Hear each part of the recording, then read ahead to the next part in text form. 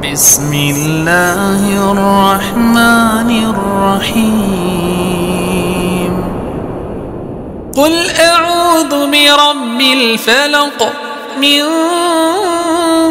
شر ما خلق ومن شر غاسق إذا وقب ومن شر النفاثات في العقد ومن شر حاسد إذا حسد.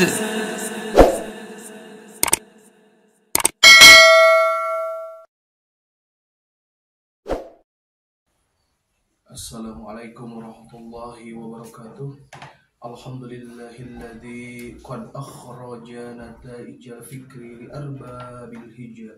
Asyhadu an la ilaha illallah wa asyhadu anna Muhammadan abduhu wa rasuluhu nabiyya ba'dah. Allahumma salli wa sallim wa barik ala sayyidina wa maulana Muhammad sallallahu alaihi wasallam. Alhamdulillah, segala puji mari kita panjatkan kepada Allah Rabbi, dan puja mari kita panjatkan kepada Allah Azza wa Jalla, dan syukur mari kita panjatkan kepada Allah Rabbul Ghafur. Alhamdulillah, kembali lagi kesempatan ini di channel YouTube saya ingin membahas perihal doa yang terkabulkan.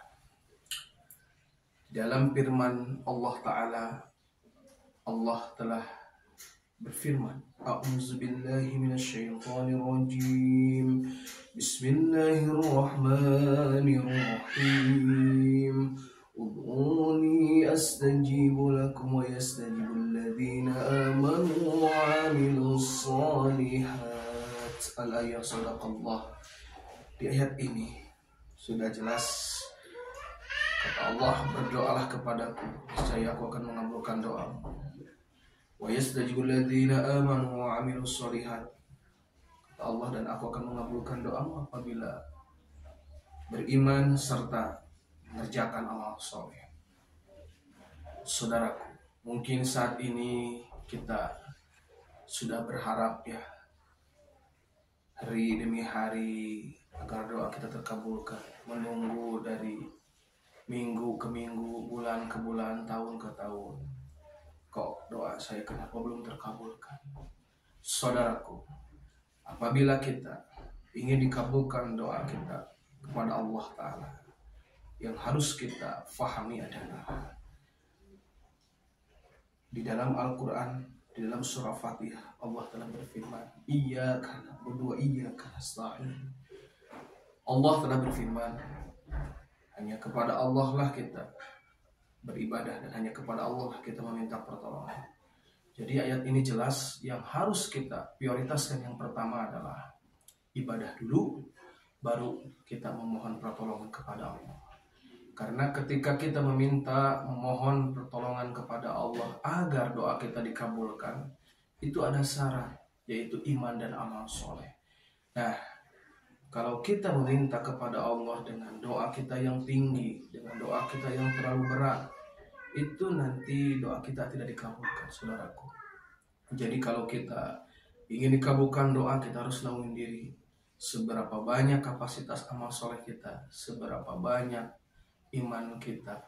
Nah, karena syarat tersebut itu sudah jelas di Al-Quran, bahwasannya doa itu dikabulkan atas dasar iman dan amal soleh, saudaraku.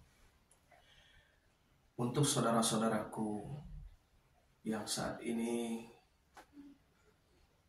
sudah berdoa memohon kepada Allah, yang sakitnya belum sembuh, yang terkena penyakit jantung, paru-paru, diabetes, hidrosifalus, kanker otak,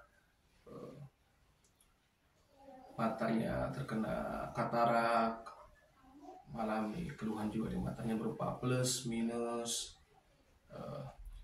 ada yang terkena gula, diabetes, ada yang terkena jantung bocor, jantung di balon, terkena di perut, mah, asam lambung, kanker rahim, kanker serviks, penyakit yang menguras mental seperti anxiety, kecemasan berlebihan, skizofrenia, bisikan kematian, fobia ketakutan, fobia kematian, fobia duren. Nah, semacam penyakit yang mungkin selama ini kita sudah memohon berdoa kepada Allah, kok kenapa doa saya belum terkabulkan. Nah, disinilah yang harus saudaraku ingat bahwasannya Allah telah berfirman, memang janji Allah di dalam Al-Quran ini tidak akan mengingkari. Allah telah berfirman, ud'uni astajib lakum wa yastajibul ladzina amanu wa amilus sholihat. Kata Allah, berdoalah kepadaku, niscaya aku akan mengabulkan doamu apabila kamu mengerjakan iman dan amal soleh.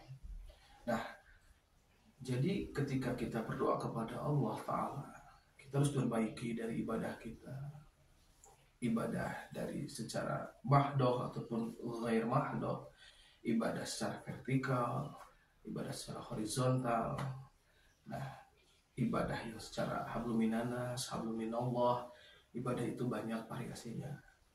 Nah, ibadah di sini adalah yang harus diutamakan, seperti kita mengerjakan sholat 5 waktu dengan tertib, dengan mencoba khusyuk, dengan mencoba memperbanyak sunah-sunah seperti tahajud, duha, istikharah, dan sunat-sunat yang lainnya yang dilakukan semata-mata karena Allah.